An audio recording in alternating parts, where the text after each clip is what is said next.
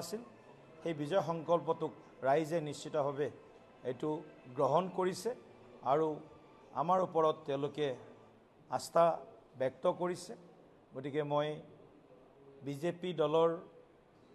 NDAৰ প্ৰতিগৰাকী সন্মানীয় জ্যেষ্ঠ নেতা লক্ষ লক্ষ আমাৰ কাৰ্যকৰ্তা সমৰ্থক শুভাকাংক্ষীক আকৌ এবাৰ মই ধন্যবাদ জ্ঞাপন কৰিছোঁ। আৰু অসমত আজি যিটো আমি আভাস পাইছোঁ এক্সিট পোলত যি পূৰ্বানুমান পাইছোঁ তাতকৈ বেছি আসন হয়তো আমি লাভ কৰিব পাৰোঁ। ট্ৰিপল ডিজিটত ভাৰতীয় জনতা পাৰ্টি NDA অসমত নিশ্চিতভাৱে ৰাইজৰ আশীৰ্বাদেৰে নিৰংকুশ যিটো কওঁ বা ঐতিহাসিক বা হিষ্টৰিক মেণ্ডেট এটা আমি পাবলৈ সক্ষম হ'ম। আমি হয়তো ট্ৰিপল ডিজিট আমি চুবলৈ সক্ষম হ'ম। নিশ্চিতভাৱে আমি আগতেও কৈছোঁ যে ট্ৰিপল ডিজিটৰ কাৰণে আমাৰ দলৰ যি সংগঠন চৰকাৰৰ জনকল্যাণমুখী প্ৰতিখন আঁচনিয়ে প্ৰতিটো সমষ্টিৰ সৰ্বস্তৰৰ জনগণক চুই গৈছে। আই মাতৃ যুৱশক্তি কৃষকৰ পৰা আৰম্ভ কৰি দিব্যাংগজনলৈকে SC ST OBC মাইনৰিটি জেনেৰেলসকলতো আমি আছোঁৱেই। গতিকে সকলোকে চুই যোৱাকৈ বিগত 12 বছৰত প্ৰধানমন্ত্ৰী নৰেন্দ্ৰ মোদী ডাঙৰীয়াৰ বলিষ্ঠ ভৱিষ্যদৰ্শী নেতৃত্বত A for আছাম অসমক সৰ্বদিশত আগবঢ়াই লৈ যোৱাৰ কাৰণে যি অভিলাষী পৰিকল্পনা কেন্দ্ৰীয় চৰকাৰে কৰিছিল আৰু তাৰ লগত অসমত যোৱা 5টা বছৰত বিশেষভাৱে মই 16 চনৰ পৰাই ক'ম, কিন্তু যোৱা 5টা বছৰত বিশেষভাৱে ডক্টৰ হিমন্ত বিশ্ব শৰ্মা ডাঙৰীয়াৰ নেতৃত্বত উন্নয়নে যি ধৰণে এক মাত্ৰা লাভ কৰিছে, স্পীড স্কেল উইথ স্কিল, গতিকে এটা ডাঙৰ তীব্ৰ গতি আৰু বৃহৎ এটা আকাৰ উন্নয়নে লাভ কৰিছে আৰু ইয়াৰ লগত দক্ষতা স্কিল এই বিষয়টো ইয়াত সমাহিত হৈছে, সংযোগ হৈছে। সেইটো কাৰণে অসমৰ জাগ্ৰত জনগণে খিলঞ্জীয়া মানুহখিনিয়ে অসমক ভাল পোৱা জাত পাত ধৰ্ম বৰ্ণ সম্প্ৰদায় নিৰ্বিশেষে যুৱৰ পৰা জ্যেষ্ঠজনলৈকে সকলোৱে বিচাৰিছিল যে আকৌ এবাৰ অসমত বিজেপি চৰকাৰ NDA চৰকাৰ প্ৰতিষ্ঠা কৰিব লাগে। কাৰণ অসমখন যদি সুৰক্ষিত কৰিব লাগে একমাত্ৰ বিকল্প ৰাজনৈতিক শক্তি ভাৰতীয় জনতা পাৰ্টিৰ নেতৃত্বত NDA। গতিকে ৰাইজৰ মনৰ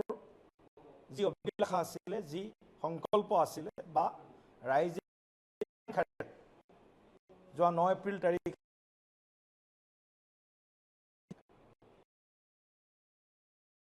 সমৰ্থন জনালে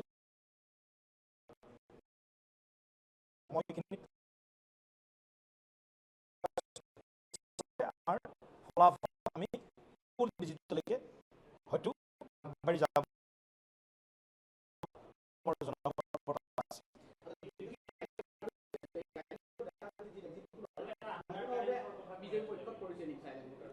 চাওক, ৰাজনীতিত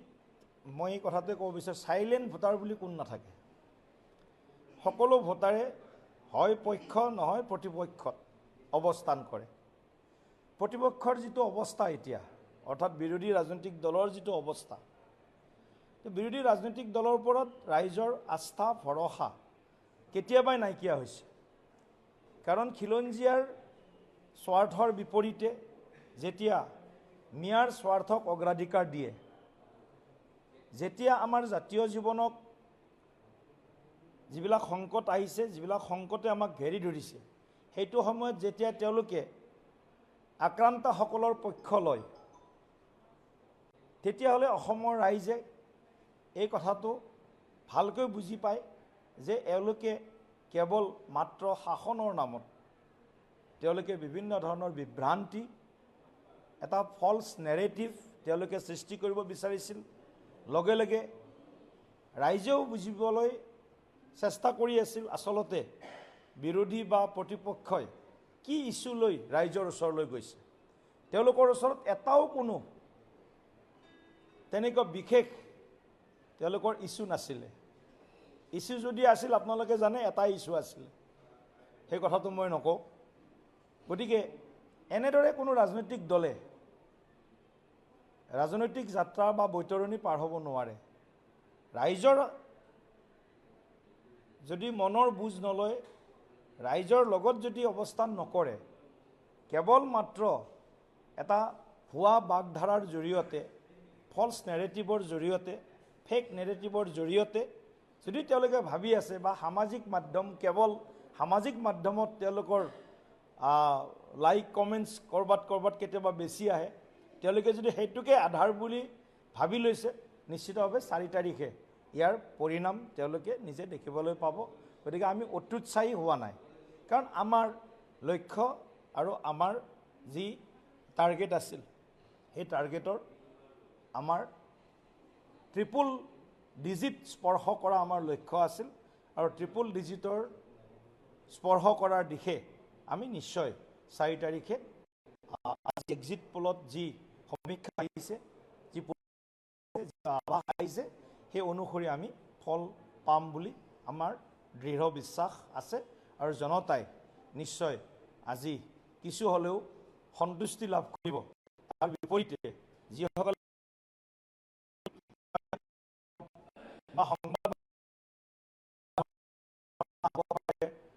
এজেন্সিবিলাকে এনেধৰণৰ এটা মানে এক্সিট পোল দেখুৱাব পাৰে এই ধৰণৰ কথাবিলাক পুৱাৰ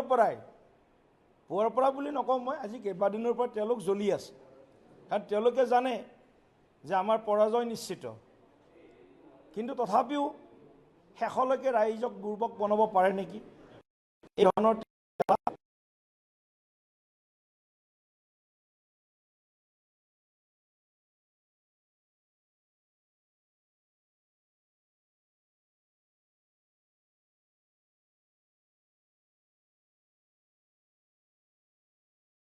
অসমৰ সন্মানীয় সচেতন শিক্ষিত জাগ্ৰত ভোটাৰ ৰাইজক বিজেপি দলৰ পক্ষৰ পৰা আকৌ এবাৰ ধন্যবাদ আৰু কৃতজ্ঞতা জ্ঞাপন কৰিছোঁ আমি ৰাইজৰ লগত আছিলোঁ ৰাইজৰ লগত আছোঁ ৰাইজৰ লগত থাকিম অসমৰ আৱেগৰ লগত আমি আছোঁ অসমৰ অনুভূতিৰ লগত আমি আছোঁ ভৱিষ্যতৰ দিনতো অসমৰ আৱেগ অনুভূতিৰ লগত আমি থাকিম আৰু ডক্টৰ হিমন্ত বিশ্ব শৰ্মা ডাঙৰীয়াৰ বলিষ্ঠ নেতৃত্বত নিশ্চিতভাৱে আমি তৃতীয়বাৰৰ বাবে অসমত বিজেপি লেড NDA চৰকাৰ আমি প্ৰতিষ্ঠা কৰিবলৈ সক্ষম হ'ম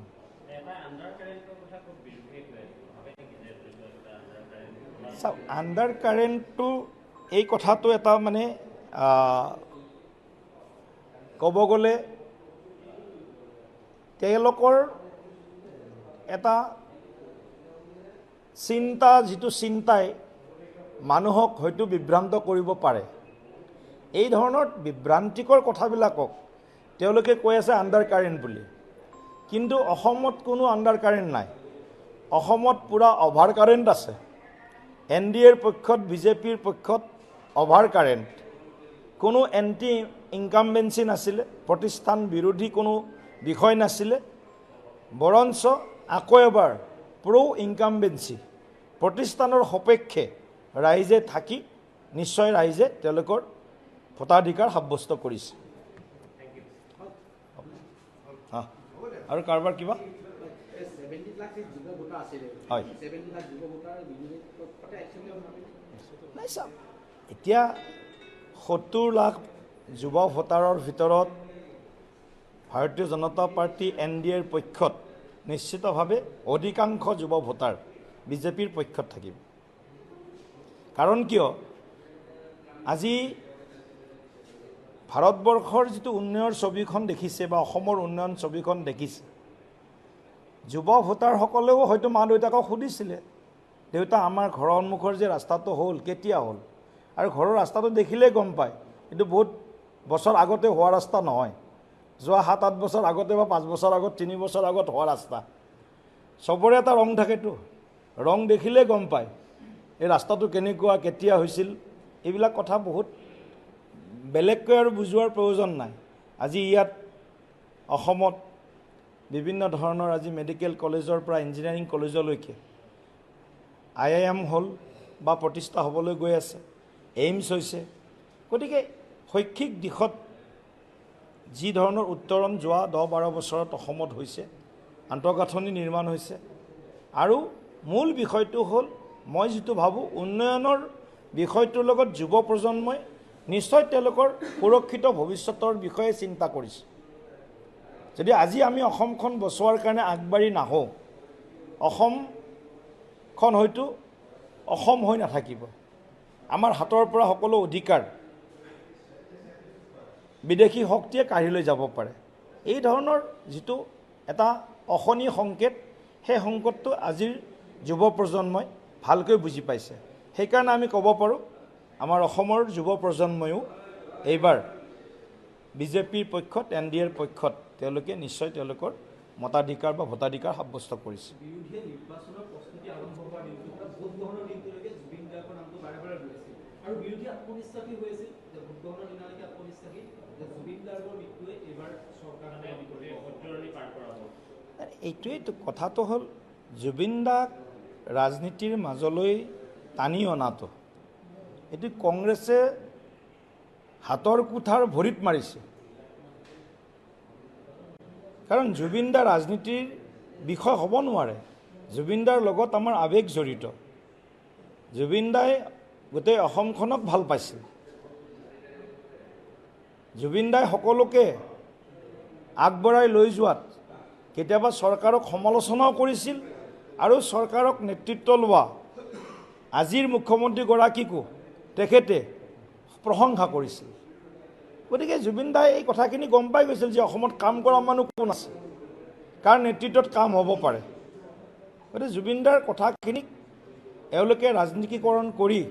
যি এটা তেওঁলোকে জুবিন দাৰ প্ৰতি অসন্মান আৰু জুবিন দাক ৰাজনীতিৰ মাজলৈ ঠেলি আনি তেওঁলোকে যি ধৰণৰ এটা নিচ মানসিকতা দেখুৱালে, নিশ্চিতভাৱে অসমৰ সজাগ সচেতন ৰাইজে এই কথাখিনি ভাল পোৱা নাই।